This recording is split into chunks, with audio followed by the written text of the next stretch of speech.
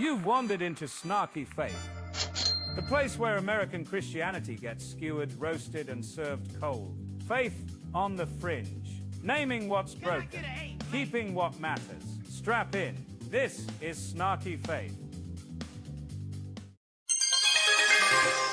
Previously on Snarky Faith. What is that? The water that you asked for. Yeah, a large glass of water for my live stream. This is like a kid size, free sample size. I'm sorry. I'm an adult. Bring out an adult size. Okay? You're messing the whole video up. There are a lot of people watching. Okay, just delete that part. Can't, we're live. You get back up like 30 seconds. No, live streaming. Okay, well, that's an example of how certain people can be a stumbling block to other people and cause them to sin. Like she caused me to sin and become angry because she didn't get the water right. So that's something you want to avoid, being a stumbling block to others. So that was a good example. But you know what? Let's just, now I'm off. Let's just restart. People are going to restart. If you want to join the next live stream, please join. We're going to start over. Are any of you guys surprised that guy was a pastor? None of us. Welcome again to Snarky Faith. I'm your host, Stuart Deloney, and we've got a great show in store for you today. I'm going to be sitting down with John Fugelsang. Yes, John Fugelsang. We sat down with John a couple months back, and I'm so excited to be able to share this interview with him. But before we get to that, you guys need to know this. This is the most wonderful time of the year. Don't you know this? This is the most wonderful time of the year. This is White Grievance Month. It's finally officially begun. Yes, June is White Grievance Month. It's kind of like Festivus, but for snowflakes, and a little more sacred. You know, because Passover already did the heavy lifting, so we're just going to borrow the bones. So first, we've got the doorpost. In the ancient text, the faithful smeared lamb's blood on their doorpost so the angel of death would pass over. But in our tradition, we smear mayonnaise. Yeah, that's right, mayo. So the angel of accountability will pass over our houses entirely. And the angel of accountability is terrifying. She carries a clipboard. On it, she's got who actually started the Stonewall riots, the actual content of public school curricula, and a graph showing that same-sex couples have somehow failed to destroy marriage despite years of being assigned the task to do so. So spread the mayo. She has more houses to visit. So here's the main question about June, White Grievance Month. Why has Father's Day been ruined? Do you know why?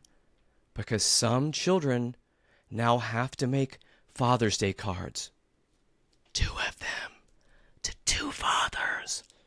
The math is unbearable. Somewhere in the country, a child is doing this, and we can't stop it. Oh, the white rage is just building inside of me. But this holiday is also to remind us of the plagues. The plague of imaginary groomers sweeping through the libraries, the schools, and the Disney back catalog. The faithful can't point to a single one, but they feel it. The groomers are everywhere. They're everywhere. But the faithful decline to check those steepled buildings. But the absence of evidence was, on reflection, the evidence. Because that's how they were. And the presence of evidence was, on reflection, irrelevant. And the master plan, it's vague. Persistent feeling that this country is being taken over. It's been taken over by people who never had it to begin with. This can't be cured. This is the operating system. So guess what, folks? If June overwhelms you, take heart. Take heart. December exists. Because we still have the war on Christmas. Red cups, happy holidays, different plagues, same theology. Someone else's presence in the season is experienced as a subtraction to your own. So spread the mayo. The angel of accountability has a clipboard, and your name might be on it. And guess what? Merry Christmas. I'm just getting ahead of things. And if you didn't realize that was sarcasm. So yes. Happy Pride Month. Happy Pride Month. Happy Pride Month. Happy Pride Month. So guess what? I'm not even going to spoil this. I sat down with John Fugelsang a couple months back to talk about his new book. I think you're going to enjoy it. So let's go ahead and get right into it. Here we go.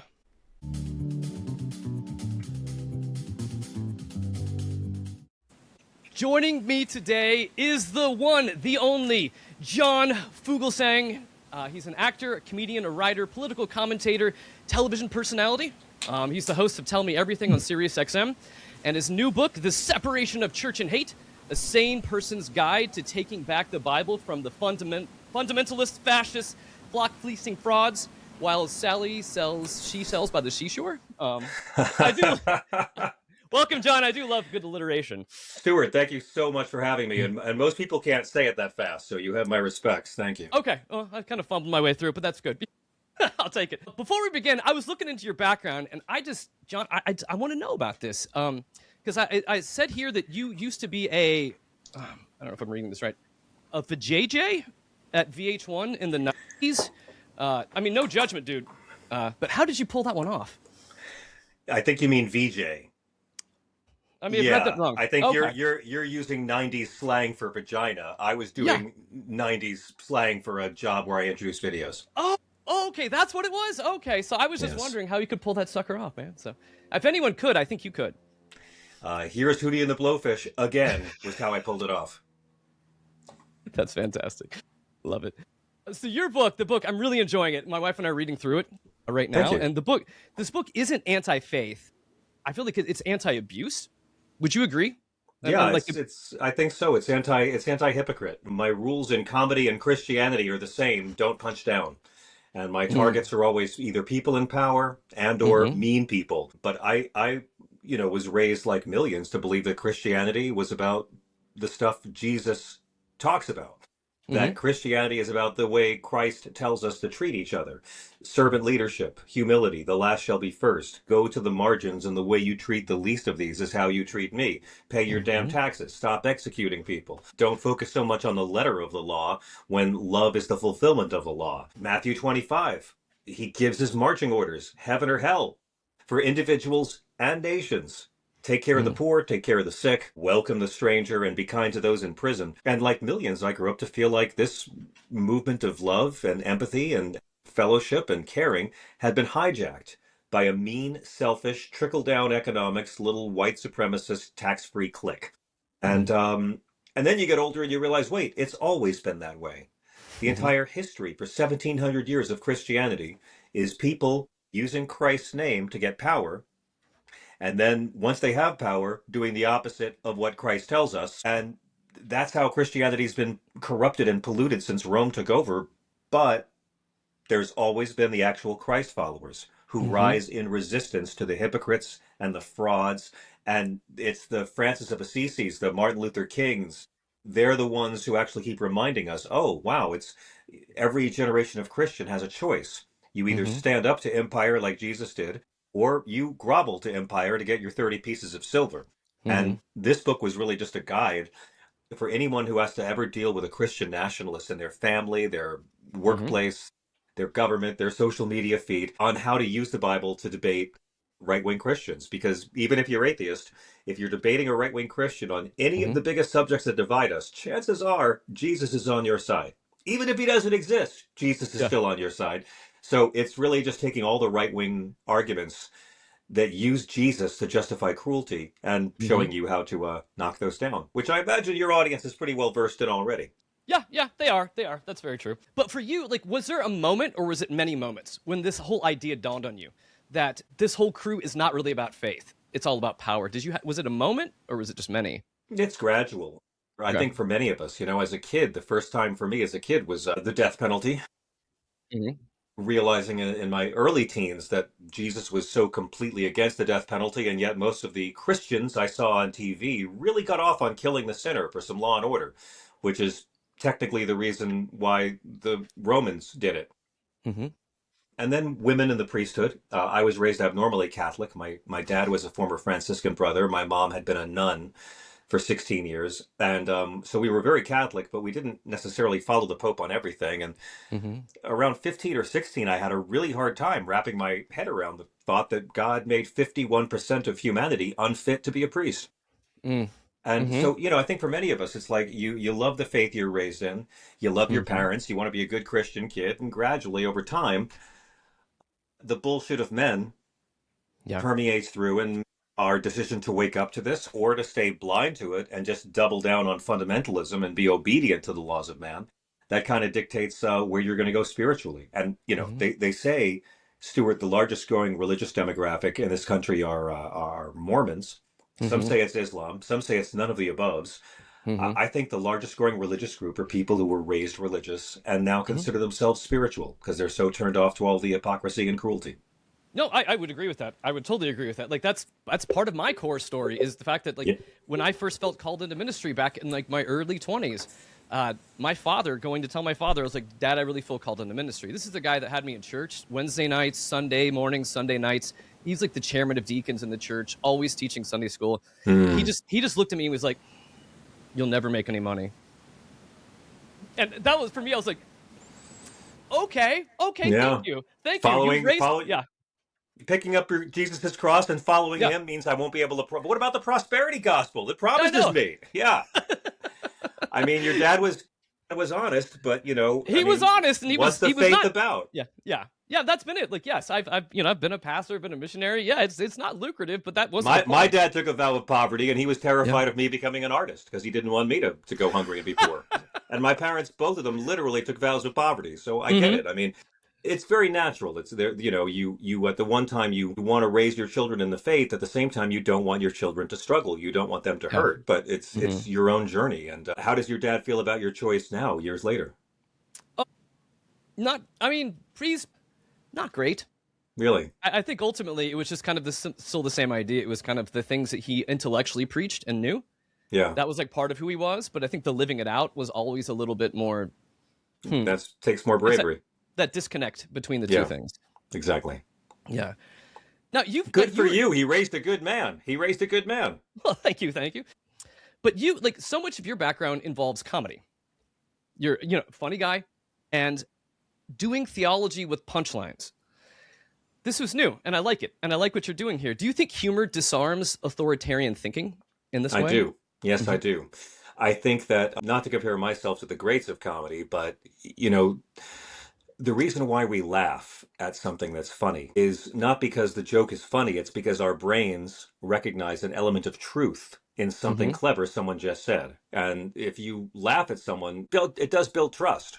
Yep. If someone can make you laugh, it means that they're telling the truth on some level, even if it's mean, even if it's unfair, even if it's cruel. I mean, there's really mean jokes that can work at late night until you feel dirty about it 5 minutes later.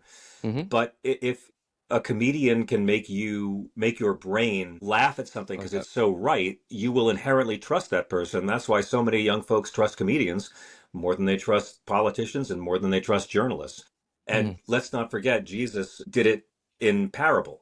Jesus knew that, you get a lot farther by doing storytelling instead of just preaching.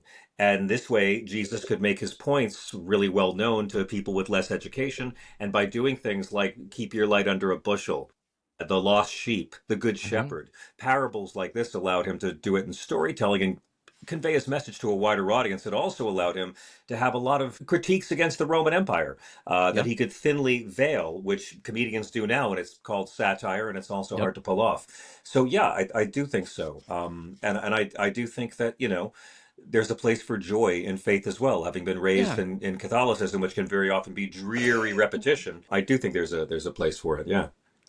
So bringing up your Catholicism. And irreverence as well. And again, I want to stress, in this book, I am not coming at this claiming to be a good Christian. Nice Christian people will agree with a lot of this, but they won't like a lot of the humor, and some of it's kind of sharp. And that's just me. I don't claim to be a good Christian, but I've known a lot of great Christians in my life. And I got tired of seeing my parents' faith used as a cover for cruelty and meanness and misogyny and homophobia and racism and a million other things that Jesus was against. So my approach on it is I don't claim to be a holy man. I'm more John the Baptist out in the wilderness ranting about these fools and eating crickets. Yeah. Well, locusts and honey. That's where it's at, man. But growing up Catholic, so I want to pick your Catholic brain a bit too. I have a adopted sister, which really is just a nun that adopted me because of this podcast and keeps in contact with me, and it's wonderful. And my book that's out right now is the Tribulation Survival Guide. Yes. I sent it to her to read, and how'd she like it? She was like, "This is so interesting." She's like, "I didn't understand any of this end time stuff. Like, this was not exposed to any of it." For my evangelical background, exposed to lots of it. Hers was like, I understand where this is coming from, but she was just like baffled by it. And I know like you delved into this. You delved into like the belly of the beast with a lot of people that you've been talking to through the book and what you're trying to do with the book. Was any of this apocalyptic nature of Christianity, was that weird to you? It's always been weird to me. And Okay. I had a whole chapter in my Hmm. book about I think it was called "Thou Shalt Not Get All Excited About the End of the World," Yep. and we had to cut it for space. You know, my Mm. first draft of this book was 160,000 words, and my contract with Simon and Schuster was 80,000 words. So I had to cut a book out of my book. Mm. So I had to lose all my stuff on the rapture because it relates a bit to Christian nationalism, but Yeah. it's still kind of a bit abstract. And to me, you know, our atheist friends like to say the Bible is fiction, Hmm. but rapture theology is Bible fan fiction. Yep. Like it's John Darby, you know this better than me, makes up Hmm. the word rapture in the 80s in England. It doesn't appear in the Bible. Yep. The rapture is for Christians who can't be bothered with the mundane Jesus teachings of taking care of the dregs. Taking Mm. care of the less fortunate's no fun. Picking up your cross and following him is no fun. I want to It is. guarantee that I get to go to the after party and I have a pass for God's velvet rope. And that Hmm. is the narcissism that drives rapture theology. Jesus' Hmm. entire movement is about humility, right? I mean, if Yes. you're going around thinking you're better than someone else because you believe in Jesus, you don't believe in Jesus.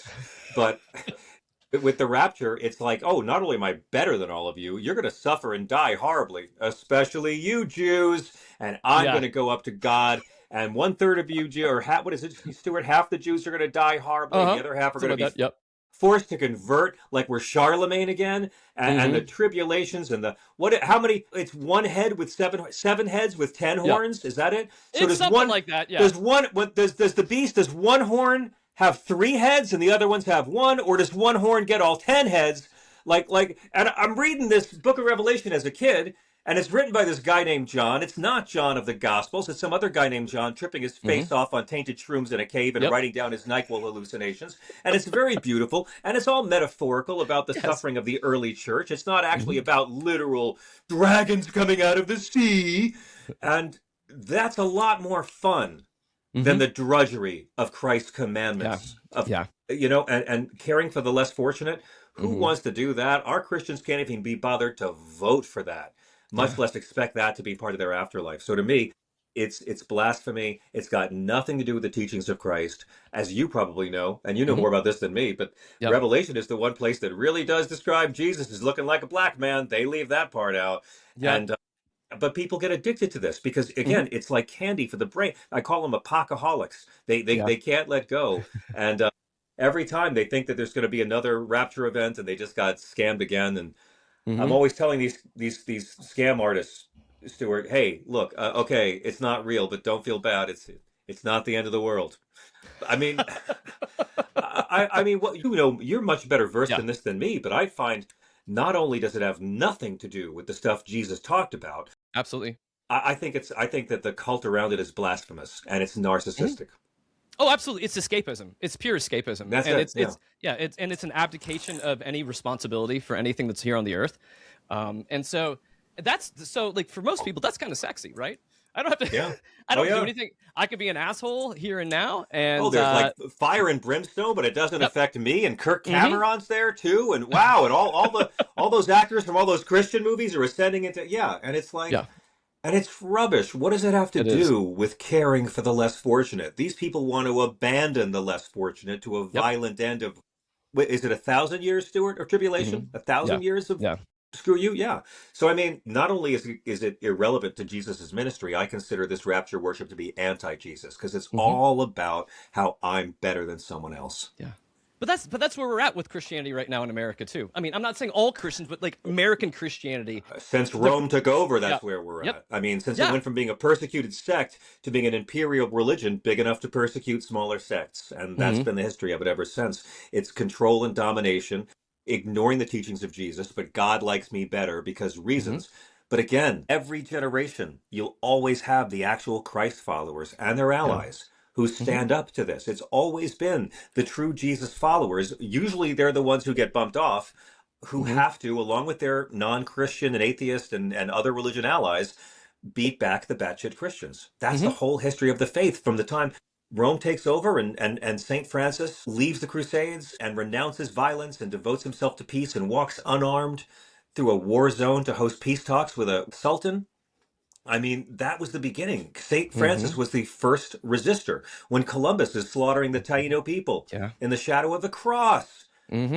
it's the priest on his third voyage, Bartolomeo de las Casas, who commits maybe the first act of protest by a white person in this hemisphere and writes back to the Queen to protest the way they're treating the indigenous people. Mm-hmm. Martin Luther King, Dietrich Bonhoeffer. I mean, we could just go through it all Yeah. day. Yeah. Dorothy Day, the real Christ followers who Mm-hmm. weren't looking for power, but who stood up to power and quoted the gospel. Mm-hmm. That's the challenge. And it's hard. And Jesus was right, man. It's a drag every single day. But Absolutely. when you make the choice to do it, you're living the path that Jesus gave, where you're going to fight for the least of us and not fight for your own superiority. Mm-hmm. So at what point for you, like, you have, like, you're an artist, you're an entertainer. When did you start feeling like really called to write this book? What a good 'Cause question. it feels like right now. It feels like it hits right now. Like this Yeah. it's hitting a moment. But did it? Well, yeah. When did it start?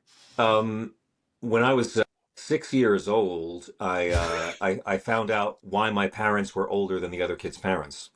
Mm. When I was 6, I was down south spending the summer with my grandmother, and I found a box of old photos and saw that my mom was dressed very differently than all of her siblings in some of the family pictures. She was dressed like an angel, and my grandmother came in and saw me with all these photos spread around like it was a crime scene. And she explained to me that my mother had been a nun and my Mm-hmm. father had been a brother, and told me the whole story I didn't know. Mm-hmm. And I thought it was the most awesome thing I'd ever heard. Now suddenly it all made sense. Like, oh, this is why there's so much African stuff in our house. Mom lived in Africa because she was a nun as a nurse taking care of people. And oh, this is why we go to church all the time and every Mm-hmm. holy day, even after school on a holy day, we go to church. And when my parents showed up at the end of the summer to bring me home, I proudly announced that I knew what they had been before they married. And they were very disturbed. And they had their own reasons to want to be private about these things. Okay. And they made me promise to never tell anyone. And as I got older and moved away from the Catholic Church more and more, I got deeper and deeper into theology. I got Mm. deeper and deeper into wanting to understand the disconnect between the Jesus that I read about and the cruelty that I saw on my TV all the time. Mm. I mean, if you grew up in the 80s, 90s, or, you Yeah. didn't, if you saw someone, a Christian leader on TV, it was a Jerry Falwell or a Pat Yeah. Robertson, someone who hated gay people and hated women who have abortions and hated feminists and hated foreigners and called homeless people bums and talked about welfare queens. None of the teachings of Jesus. As a Mm-hmm. kid, I was like, this is my religion? Mm. I don't who are these people? Why does the media say this is Christianity? I've never seen anyone on TV as a Christian arguing against war or arguing against the death penalty. Mm. So as I got older and George Carlin became my patron Mm. saint, and I was Love it. doing more and Love it. more politics in my stand-up, and I began being really, really drawn once I moved to California and was Mm. living in LA, and I was just doing more and more about these fake Christians, about just the cruelty of it. Not anti-Christianity. Yeah. Never Yeah. anti-Jesus or anti-God or anti-belief or anti-faith, anti-hypocritical douchebag. Yeah. Mm-hmm. And it got more and more powerful for me. I'll tell you this, Bill Maher was the first person to ever encourage me to talk about this more on TV. And I will always give him Really credit for that. Yeah, Bill, I interesting. will always give him credit for Yeah. that. He had me on his show many, many times. Mm-hmm. He had me on debating people from David Duke to Christine O'Donnell. And one night he had me on, and I was very young, and I was debating Reverend Jerry Falwell Sr. And I was terrible, Ooh. Mm-hmm. but it was quite a party.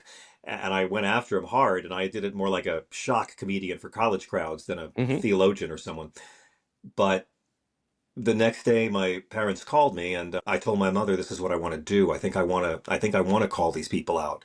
Mm-hmm. And that was the day my mother gave me permission to tell people I love about that. her past. I was never allowed to my whole life growing up. And after I debated Jerry Falwell on Bill Maher, my parents told me, "Okay, you can talk about us," and that opened up a creative floodgate for me.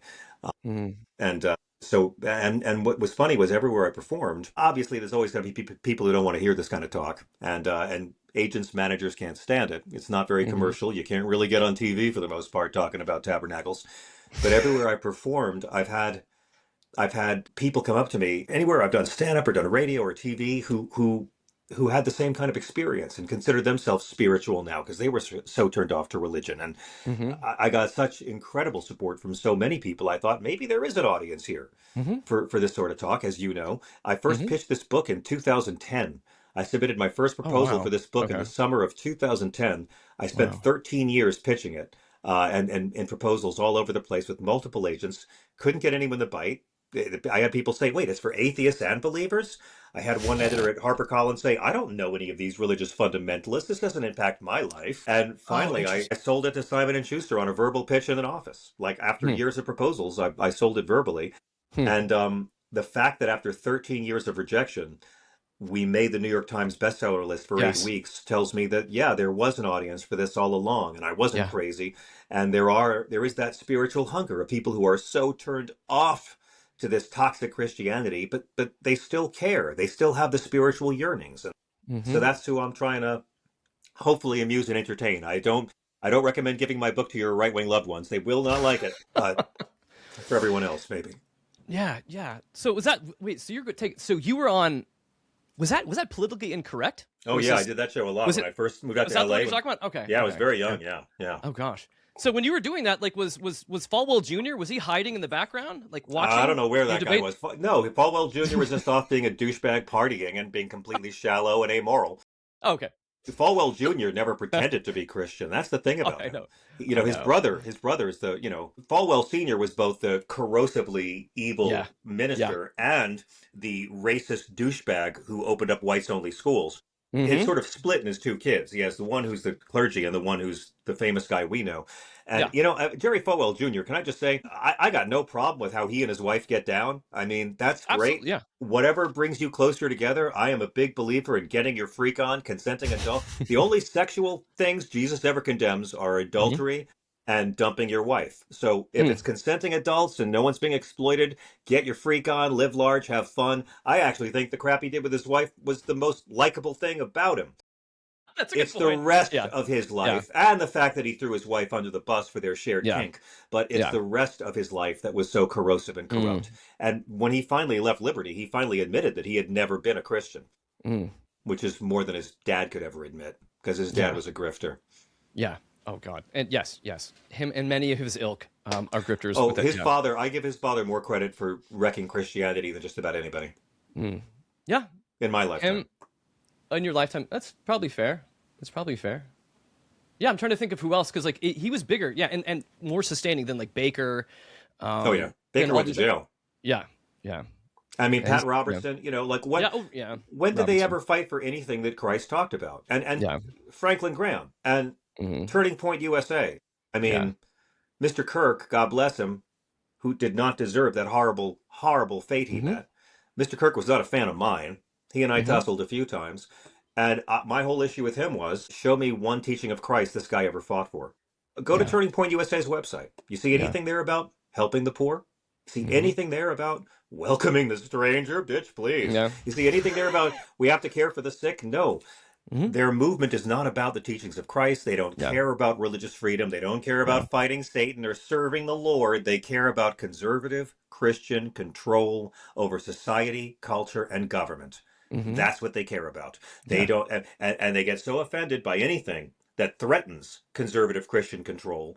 They'll say it's silencing them. There's nothing that liberals have done that threatens conservative Christian practice, just conservative Christian control of Yeah. society and culture and government. And that's their creed. They don't fight for any of the things Christ talked about in Matthew 25. They don't fight for anything in the Beatitudes. These are the people who will fight all day to put the Ten Commandments on a courthouse wall. Have you ever, Stuart, heard of any conservative fighting to put a single quote of Jesus Yeah. on a courthouse wall? And the way that they despise his teachings. It's not that Donald Trump is a flawed vessel, their whole King Cyrus argument. Sometimes the Lord picks an unlikely sinner to do his bidding. And I'm like, all right, shut the fuck up. Tell me, what teaching of Christ did this flawed vessel fight for? Now Yeah. that you've got your little I feel good about voting for a racist who stole from vets with a fraud online university. Now that you've got your little evangelical I feel so good about voting for a racist who had cops beaten for a lie.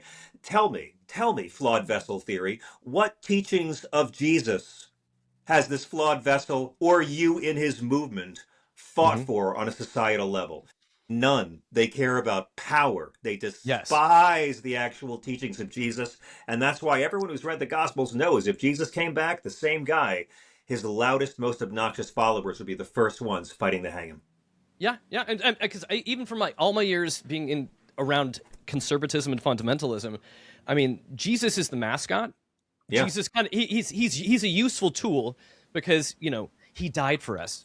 But beyond that, it was like the emphasis on preaching was always Old Testament angry God and Yeah. New Testament like angry Paul.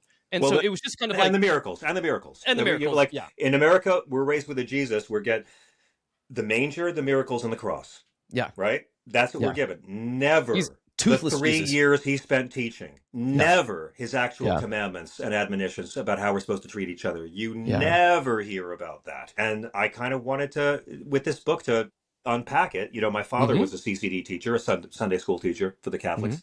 And I always thought, well, gee, if I did it, this is my deeply inappropriate way of breaking down these stories to show that racism is anti-Jesus, that there's Yeah. nothing in the Bible that you can use to say that being gay is a sin, that the Bible is not against abortion, but Christ is deeply against the death penalty, that you cannot justify conservative trickle-down economics or healthcare policy and claim that you follow the Gospels. Yeah. They need a mascot because the actual guy is too scary for them. Yeah. I mean, it's insane. It's insane because I mean, I got defrocked. I'm not even entirely sure. I have two ideas of my defrocking. The reason is either because I was swearing on my show, which I constantly do, or two because being pro LGBTQ. Yeah. Now again, you didn't swear in Hebrew or Aramaic, right? Like Jesus wouldn't have been offended by your curse words. Yeah. And there's nothing in the Bible that anyone Loving can people, use. yeah. There's no part of the Bible anyone can use to say that same-sex relationships are wrong because Christians aren't bound by Leviticus. No one believes Leviticus. No one lives by or follows Leviticus unless they want to weaponize a book they don't believe in to hurt somebody else. So they got to go to Paul. And, you know, Romans is not about gay people. Romans is about straight people who were worshiping animal gods, and God got really mad and gave them over to unnatural affections. And the guys hooked up with each other. They were straight guys. And then God got mad at them and made them do what we call forced bi in the personal ads. And so from there, because it has the men burned in lust for each other. Take one line. Take one line and use that and pretend that the hang-ups of Paul are greater than the commandments of Christ to love. Yep, absolutely. No, in your work and in your experience too, like there are, because it's easy, because I know you're talking about punching down, but there's people that get caught up in these systems, these belief systems, these church systems. Sure. In your opinion, what? Because I think at some point people do think the system's broken that they're in, but something keeps them there. What do you think keeps them in these broken systems? Honor thy mother and father. Fair. And for many, guilt and shame and feeling like God will be angry with me if I leave. And I understand that really well. But sometimes the most spiritual thing you can do is change your mind about religion. Sometimes God is telling you that you've outgrown this church. That these racists over here, this was okay for you when you were younger. But if your church is not preaching service to others, if your church is just being a smug little clique talking about why you're superior to other people, why God, fundamentalists, the reason they're dangerous, it's not because they think they're better than you. They think God thinks they're better than you. And that's why they're dangerous. And both of my parents took vows of poverty and chastity and obedience and servitude, and they gave up their names. They gave up their life to serve God in the cloth. And then 15, 16 years later, they had a different spiritual calling. Yeah. And we talk a lot about sexual fluidity in this culture. We don't talk that much about spiritual fluidity. I like that. And, like the albums that really rang true for you when you were 15 are not necessarily the albums that'll really ring true for you when you're 40. True. And it's the same with spirituality. Noah's Ark will make the world make sense when you're 5. It's not going to do much for you after that. Yeah. No, that's an excellent point with that. So in this, I love the book, and what you're doing is you're trying to change minds by just using the words of Christ, by just using logic and trying to push these ideas through. So if hypothetically, let's just say that we finally were able to wrestle the Bible out of the hands of these grifters and strongmen, what do you think would change first? Politics? Churches? The dinner table? I don't know.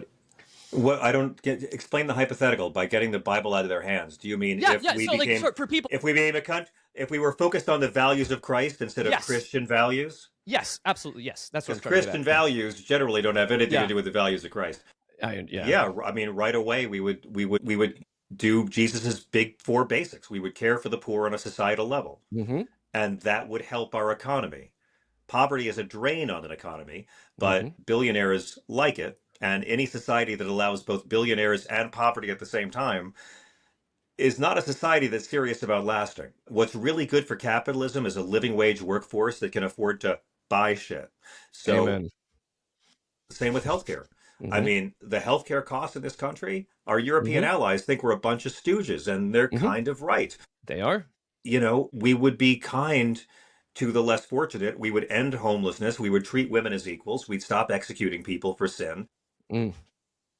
Drop prejudice, all prejudices. On immigration, it would get kind of dodgy because we'd have to let a lot of people in, not Mm-hmm. necessarily make them citizens and give them voting rights, but if you let them in and let them live here and let them stay here and sojourn in your land as God commands incessantly, Mm. well, those Mm-hmm. people still pay state taxes and they pay sales taxes and they pay local taxes. Yeah, they do. Undocumented immigrants alone pay over 5 billion in taxes to this country every year, Mm. but xenophobia and racism are stronger than the gospel for some Yeah, people. they are. Ronald Reagan preached open borders because his logic was they'll come here and work for a season and then go home when they're done. Mm-hmm. How did that guy get in the party of Reagan? Reagan also gave amnesty as well. Mm-hmm. You know, like there's I mean, when you think, well, if we actually had a society like Jesus, we'd collapse. It'd be socialism. The poor would overrun us. Well, no, actually, no. If we Mm-hmm. got rid of poverty and tried to make sure that every person out there wasn't struggling, didn't have lack of food, lack of shelter, lack of medical Yeah. care, had a job, and could actually get out there and do something and contribute and pay taxes, well, the ripple effects of that would make us an economic powerhouse beyond our wildest dreams. Look at the 1950s. The Mm-hmm. 1950s was so strong, not for women or non-white people, but economically we Yeah. were as strong as we were because under Eisenhower, we had capitalism and socialism both turned up to 11 at the same time. We've always been a blended economy, and that's what the capitalists and the socialists don't want to admit. We've always been both. Mm. Or not always, but in the last 100 years we've been both, and that's what saved so many people from poverty and early death. I mean, Mm. Social Security had to happen because the churches weren't doing it. Yeah. Yeah. That's 100% Churches true. were Yeah. not able to take care of the old folks. Full Mm-hmm. stop. And it took Mm-hmm. an aristocrat. It took a millionaire at birth, like Franklin Roosevelt Jr., sorry, to actually make that happen. Mm. So tell me, what's more Christian? Hmm. What Franklin Roosevelt was doing at the time, or what Hitler, Yeah. the Christian Yeah. nationalist, was doing Yeah. across the pond at the time? Yeah. Yeah. Yeah. I love that And in answer. fairness, Hitler did fight for universal health care, but Hitler was very anti-union and all that. Yeah. Yeah. Yeah, Hitler Good. was pretty shitty as a Christian, Hitler. But he sold it. He said, He did. my study points to the Lord as a fighter. And that was Yep. very seductive. He believed in a violent fighting Jesus. Mm-hmm. And boy, howdy, there's always been a certain strain of white Christian that likes that kind of violent Jesus rhetoric. Yes, they do. Yes, they do. That's why we've got the Theo Bros now and all these other assholes that are pushing women down, wanting the patriarchy to continue to live like Yeah. they think it always should be, and it's just So it's pathetic. These Joel tiny Webb dick energy. micro penis losers. And again, in fairness, these guys are grifters too. They're going to lose. They're terrified of American women. And there's nothing they can do about. The only thing they can do about it is post videos so other betas can make them rich. That's all they can do about it. They I got can no notes on grift that one. off the betas, and that's what Joel Webb grifts off of guys dumber and more insecure of women than Joel Webb. That's Mhm. it. It's not interesting beyond that. Doesn't fight for a single teaching of Jesus, and that's why you'll never see him sit down with someone who'll challenge him on Scripture.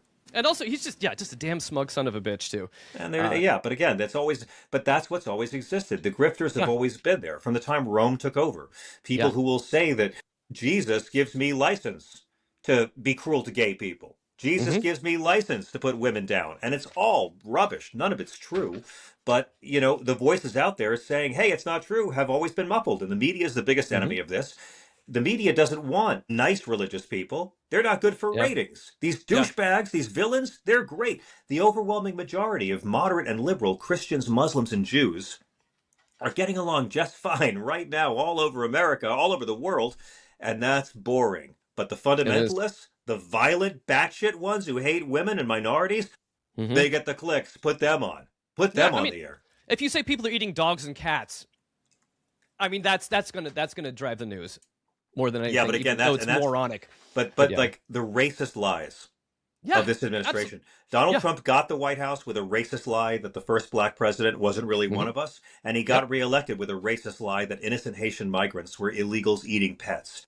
And again, the media does not call out this rot in white conservative Christianity, where racist lies are as acceptable as fraud, ripping people off with a scam university, or having cops beaten on the Capitol steps for a lie. Yeah. It's not that the right-wing Christians don't mind this stuff. It's that the media lets them off the hook and considers them people of faith. Look at the protest in the St. Paul Church. Yeah. I mean, the response from these right-wing frauds who defend January 6th, who defend the violence against cops, who defend the violence ICE perpetrates against innocent people. And I don't call them illegals. I call them Christian refugees. Illegals is just another racist term. And it is a racist term because none of these rat bastards have ever referred to a white lawbreaker as an illegal. Ever. But these folks go into this church in St. Paul to protest because the pastor works with ICE, and ICE is a violent rejection of the Gospels. Screw you. And my God, like Sean Foyt, that peacocking little fraud, saying these protesters should be put in prison behind bars. People saying, for instance, it was terrorism, attacking worship. Jesus flipped over tables in the temple because they were treating the unfortunate poorly. They were exploiting people with exchange rates at the temple, and Jesus had a fit and whipped people and chased them out. It's like they can't stand Jesus. They can't stand him. And I'm not saying I would have done a protest like that in a church, not my style personally, but I mean, look at the ethic. Who's fighting harder for Christians? The ones who are commanding us to welcome the stranger and stop abusing them and treat them as God and Christ commands? Or the white conservative Christians who've chosen Donald Trump's racism over God and Jesus's commandments to welcome the stranger? Yeah. It's easier. It's easier to do the other. It's easier to follow the Trump way of doing it. No, it's easier to follow. Caesar is easier. It is. Yeah. That's it. Yeah. It is. It requires little from me, but I can feel righteous, which is a lot of fuel That's it. is the only fuel that they need. Because so I accept Jesus as my savior. I did so much. That's all I've got to do. Oh my prayer. God, I created Jesus as my savior, and now I'm better than you. That's actually what I like about the Catholics, because the Catholics are like, oh, you accept Christ as your savior? Good for you. Fuck you, Ringo. That's step one. Go to the back of the line. Now live a long life and do good deeds, and you'll find out when you're dead if you're saved. But like, I used to see these bumper stickers down south all the times as a kid, these billboards. Christians aren't better, just saved. And even as a kid, I could tell the spiritual narcissism of those billboards. Like, so you're not better, but just God likes you better. Okay, got it. Yeah. Nothing about deeds. Nothing about work. You know, Jesus said, if you love me, you'll keep my commandments. It's Paul who is all about faith. But even James, faith without works is dead. I mean, it's what you do, not what you get. That's Jesus's ministry. Yeah, absolutely. Absolutely. And you don't have to believe in any of this as literal fact to know in the book that's what he's about. Yeah, absolutely. Yeah, you're not. I mean, you're not making any of this shit up. It's the Gospels. So for all of this, John. So what we're talking about, all this heinous shit that's happening in the world right now, and there's so much stuff that's happening, and it's hard for people to find hope in anything. What is giving you hope right now? What is fueling you more than what is it? Righteous piss and vinegar and caffeine. You know, it's all the good people. I mean, you know, it's just there's so many good people in this country, and it's easy to forget because if you just watch the TV, you won't see that many good people. If you're just spending your whole life on Twitter, you'll think they're all racists and Nazis and Jew haters and Muslim haters. I mean, look at these people in Minneapolis. Like, look how smart they're being. I mean, Donald Trump and Stephen Miller desperately need somebody to throw a brick at an ICE agent so they can do what they want and crush everybody. And the restraint people have shown, my God, J.D. Vance and Trump are so evil they're making America like the Catholic bishops again. The Catholic bishops, Stuart, the Catholic bishops are the good guys now. Like, what have I woken up to? Yeah. And look at what they're doing. Look at how Pope Leo is going straight to the gospel. Look at how the new Archbishop of San Diego is telling priests to join undocumented parishioners at immigration court because these Nazi Gestapo goons, and by the way, I apologize to the Gestapo for comparing you to ICE. I'm so sorry if any Nazis are offended by that. There's several crying. Yeah, They feel but seen now. that's the gospel. I Yeah. mean, and I'm not saying that we shouldn't have regulations about who comes into our country. It's the criminalization of migrants, Mm-hmm. calling them illegals, and it's the nonstop rate. If they wanted people to stop crossing the border, they would start arresting the white people who do the hiring. Oh, Yeah. you hired a nanny, you hired a construction crew, 1 year in federal pen.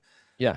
You would see no more border crossings, and a salad would cost $75. I mean, Yeah. our whole economy is wrapped up in this hypocrisy and exploitation. Mm-hmm. So it's like, it's again, when they're using cruelty Mm-hmm.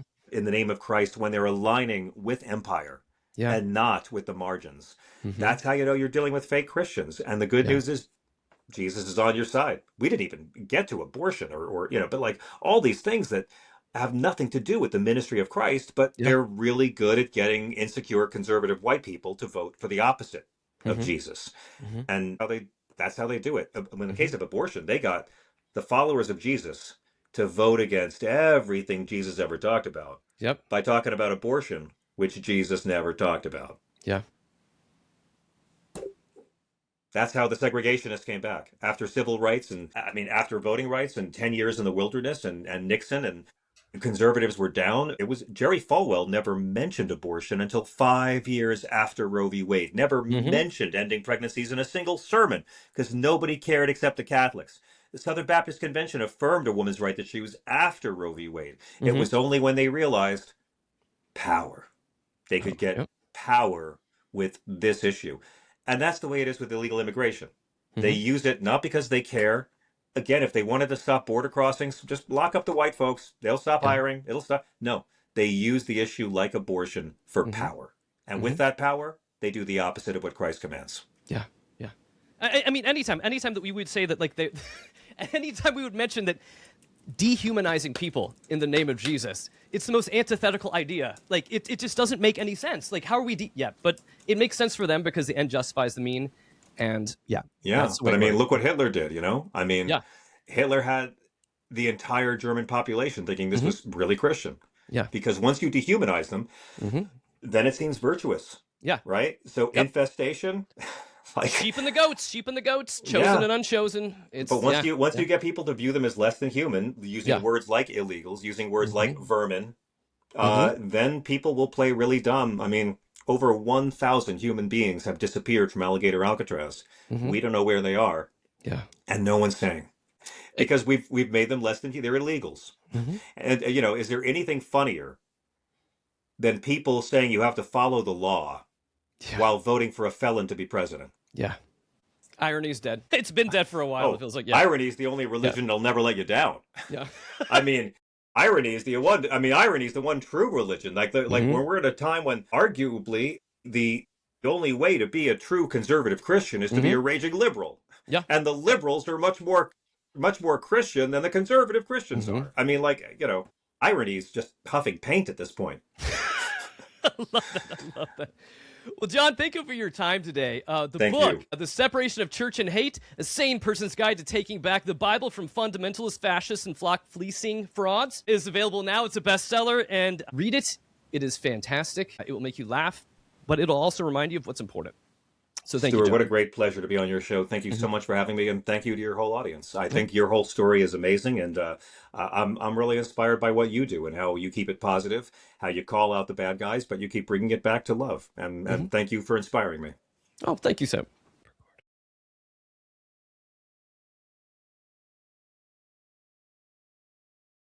The end times are upon us.